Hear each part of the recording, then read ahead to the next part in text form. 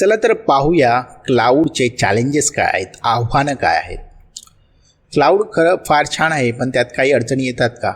अर्थातच येतातच. एक उदाहरण घेऊया. जर समजा तुम्ही जे तुमचे दागिने असतात ते बँकेच्या लॉकरमध्ये ठेवता, बँकेत चोरी होण्याची शक्यता नाही का? आहे, बरोबर. पण तिथे सिक्युरिटी तेवढी जास्त आहे, म्हणजे चोरी होण्याची शक्यता, प्रोबॅबिलिटी कमी आहे. सोबतच तुमचा बँकेवर विश्वास देखील आहे. हेच क्लाउडमध्ये देखील आहे. तुमच्या क्लाउड प्रोव्हायडरवरती विश्वास असला पाहिजे. क्लाउडमध्ये देखील तुमचा डेटा हॅक होण्याची शक्यता आहे, पण तेवढंच क्लाउडवरती तुमच्या ऑन प्रिमाइसपेक्षा खूपच जास्त चांगली सिक्युरिटी आहे. सो सिक्युरिटी हे एक चॅलेंज होऊ शकतं. दुसरं म्हणजे खर्च.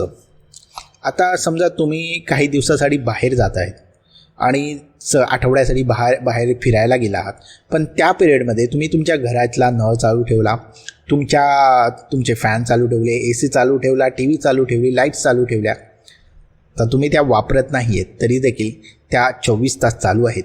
त्यामुळे तुम्हाला त्याचं बिल येईल, राईट. इलेक्ट्रिसिटी बिल येईल, तुमचं पाण्याचं बिल येईल, त्यात खर्च होईल तुमचा, जरी तुम्ही वापरत नाहीत तसं.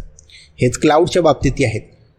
क्लाउडमधील काही गोष्टी त्या तुम्ही वापरत नाहीत पण तरीही चालूच आहेत, त्या तुम्ही बंद केलेल्या नाहीत, तर अर्थातच तुमचं बिल देखील जास्त येईल, बरोबर.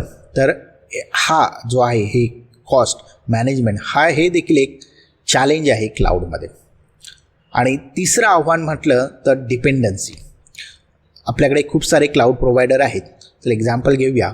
जरा समजा तुमची आत्ताची वेबसाईट AWSवरती आहे आणि तुम्हाला अजूरवरती मूव्ह करायचे, तर त्यावेळी तुम्हाला वेळ आणि पैसा देखील खर्च होईल. या उलटही असेल, जर तुमचं अजूरकडे असेल आणि तुम्हाला AWSवर करायचे असेल तरी तो वेळ आणि खर्च होईल. सो डिपेंडन्सी ही देखील एक मोठं चॅलेंज आहे क्लाउडवरती. तर ही आहेत काही क्लाउडची आव्हानं, चॅलेंजेस.